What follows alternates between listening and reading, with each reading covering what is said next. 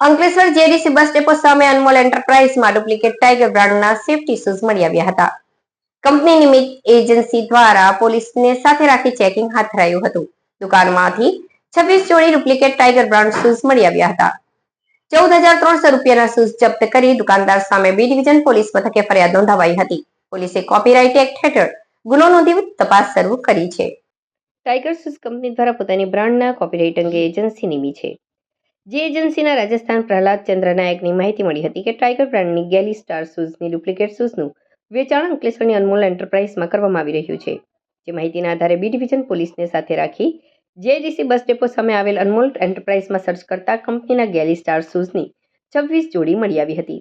જે copyright act હેઠળ 26 જોડી કિંમત ₹14,300નો જથ્થો જપ્ત કરી દુકાનદાર અનમોલ એન્ટરપ્રાઇઝના માલિક મોહમ્મદ આસિફ મોહમ્મદ સફી ચોકસી વિરુદ્ધ બી ડિવિઝન પોલીસ મથકે ફરિયાદ નોંધાવતા પોલીસે કોપીરાઇટ એક્ટ હેઠળ ગુનો નોંધી વધુ તપાસ આરંભી હતી.